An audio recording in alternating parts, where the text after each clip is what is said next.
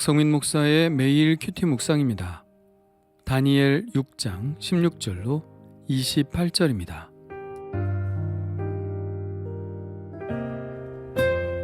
이에 왕이 명령하매 다니엘을 끌어다가 사자굴에 던져 넣는지라.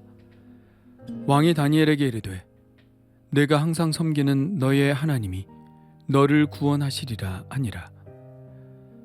이에 돌을 굴려다가 굴 어귀를 막음에 왕이 그의 도장과 귀족들의 도장으로 봉하였으니 이는 다니엘에 대한 조치를 고치지 못하게 하려 함이었더라. 왕이 궁에 돌아가서는 밤이 새도록 금식하고 그 앞에 오락을 그치고 잠자기를 마다하니라. 이튿날에 왕이 새벽에 일어나 급히 사자굴로 가서 다니엘이 든 굴에 가까이 이르러서 슬피 소리질러 다니엘에게 묻되 살아계시는 하나님의 종 다니엘아, 내가 항상 섬기는 내 하나님이 사자들에게서 능히 너를 구원하셨느냐 하니라. 다니엘이 왕에게 아뢰되 왕이여, 원하건대 왕은 만수무강하옵소서. 나의 하나님이 이미 그의 천사를 보내어 사자들의 입을 봉하셨으므로 사자들이 나를 상해하지 못하였사오니 이는 나의 무죄함이 그 앞에 명백함이오며 또 왕이여, 나는 왕에게도 해를 끼치지 아니하였나이다 하니라. 왕이 심히 기뻐서 명하여 다니엘을 굴에서 올리라 하매 그들이 다니엘을 굴에서 올린즉 그의 몸이 조금도 상하지 아니하였으니 이는 그가 자기의 하나님을 믿음이었더라. 왕이 말하여 다니엘을 참소한 사람들을 끌어오게 하고 그들을 그들의 처자들과 함께 사자굴에 던져 넣게 하였더니 그들이 굴 바닥에 닿기도 전에 사자들이 곧 그들을 움켜서 그 뼈까지도 부서뜨렸더라. 이에 다리오 왕이 온 땅에 있는 모든 백성과 나라들과 언어가 다른 모든 사람에게 조서를 내려 이르되 원하건대 너희에게 큰 평강이 있을지어다. 내가 이제 조서를 내리노라. 내 나라 관할 아래에 있는 사람들은 다 다니엘의 하나님 앞에서 떨며 두려워할지니 그는 살아계시는 하나님이시오 영원히 변하지 않으실 이시며 그의 나라는 멸망하지 아니할 것이요 그의 권세는 무궁할 것이며 그는 구원도 하시며 건져내기도 하시며 하늘에서든지 땅에서든지 이적과 기사를 행하시는 이로써 다니엘을 구원하여 사자의 입에서 벗어나게 하셨음이라 하였더라. 이 다니엘이 다리오 왕의 시대와 바사 사람 고레스 왕의 시대에 형통하였더라. 아멘.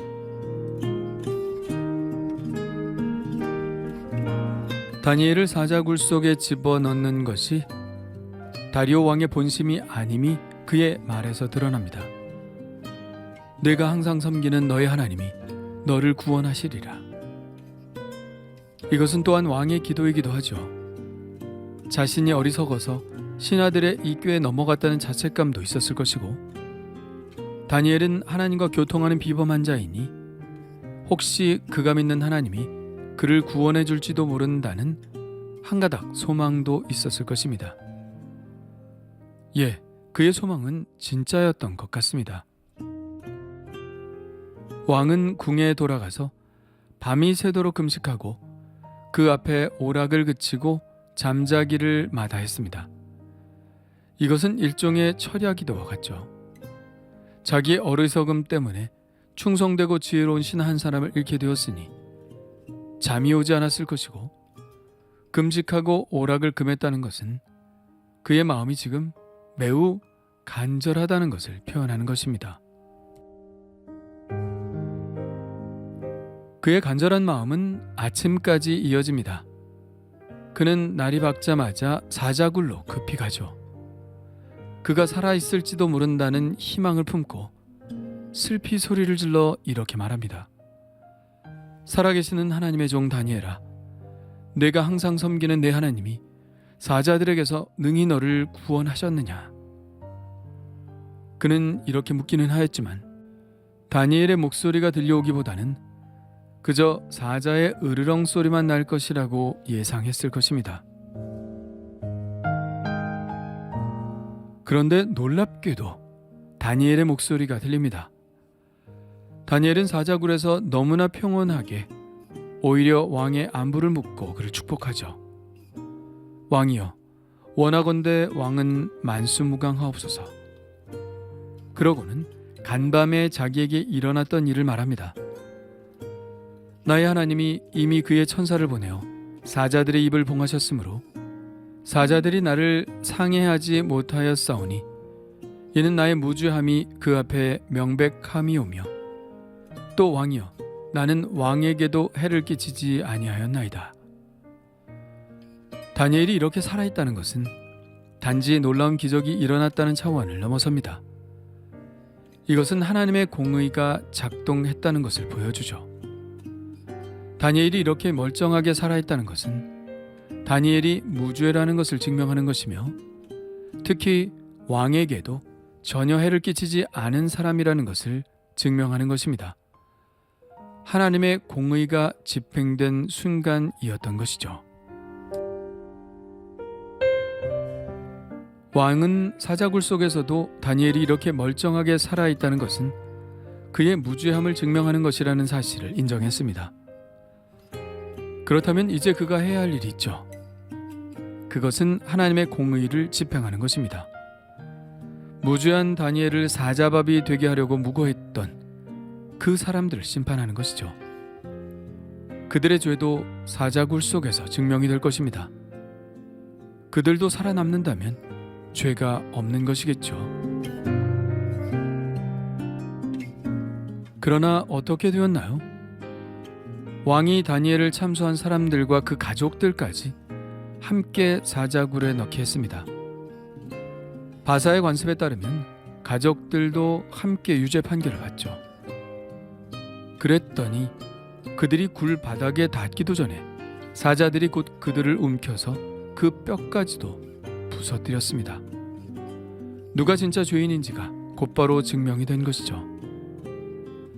이것은 하나님께서 살아계셔서 이곳에 계시며 이 세상에서 일어나는 일을 다 보고 계시기 때문에 가능한 것입니다. 이 믿음이 있는 사람은 다니엘처럼 행동하는 것에 주저하지 않죠. 이 사건은 또 하나의 놀라운 반전을 이끌어냅니다. 하나님의 이름이 바벨론에서도 그랬듯이 바사에서도 높임을 받게 되셨죠. 이 일을 계기로 다리오 왕은 그가 다스리는 모든 땅에 조서를 내립니다. 그 내용은 다니엘이 믿는 하나님을 찬양하는 것인데요. 다니엘이 믿는 하나님은 살아계시는 하나님이시고 영원히 변치 않으시는 분이며 그의 나라는 멸망하지 않고 그의 권세는 무궁한 분이라고 찬양합니다. 그리고 하나님의 고유하신 주권에 대해서도 찬양하는데요. 그는 구원도 하시며 건져내기도 하시며 하늘과 땅에서 이적과 기사를 행하시는 분이라고 하나님의 이름을 높입니다. 그 하나님께서 다니엘을 구원하여 사자의 입에서 벗어나게 하신 것이라고 그간의 일을 밝힙니다. 그러므로 모든 백성들은 다니엘이 믿는 하나님을 두려워하라고 말하죠. 성경에 나오는 반전 드라마는 언제 보아도 우리를 흥분시키죠. 처음에는 불리한 듯 사건이 전개되는데 결국은 하나님이 개입하시고 원수는 망하며 당신에게 충성된 백성은 오히려 번성하게 되고 그것을 계기로 하나님의 살아계심이 증명되고 더 높임을 받게 된다는 것입니다. 이러한 드라마는 우리에게 큰 교훈을 주죠. 결국은 하나님께서 승리하시니 끝까지 믿음을 지키라는 것입니다. 우리 그리스도인들은 참 시험이 많습니다. 시험은 우리에게 신앙의 포기를 요구하거나 아니면 적당히 타협할 것을 요구하죠. 그러나 성경이 우리에게 말하는 것은 끝까지 믿음을 지키라는 것입니다. 하나님 앞에 기도하는 시간을 양보하지 말라는 것입니다. 사람들에게 하나님을 증거하는 일을 멈추지 말라는 것입니다. 그것 때문에 잠깐 삶의 위기가 올 수 있으나 아니 나락으로 떨어져 사자밥이 될 것 같은 막장에 오게 될 수도 있으나 그 바닥까지 내려간 삶에서 하나님을 만나게 될 것이라고 말씀하는 것이 바로 성경이 우리에게 주는 교훈입니다. 끝까지 가보아야 그곳에서 하나님의 신비를 맛볼 수 있는 것이죠. 나는 믿음의 용기 때문에 사자굴과 같은 저 밑바닥까지 떨어져 본 적이 있나요? 살아계신 하나님을 믿고 기꺼이 고난 속으로 들어가 본 적이 있나요? 혹시 그곳에서 하나님을 만나지 않았나요? 주님 감사합니다. 이 원수들처럼 시기심에 눈이 멀어 남을 모함하지 않게 하옵소서. 또한 모함을 받을 때 하나님이 저의 무죄를 밝혀주실 것을 믿고 우직하게 믿음의 길을 걷게 하옵소서. 하나님, 저를 보호해 주시고 지켜주옵소서. 저 흉악한 사자의 입을 봉하시고 하나님의 품속에 숨겨주옵소서. 예수님의 이름으로 기도합니다.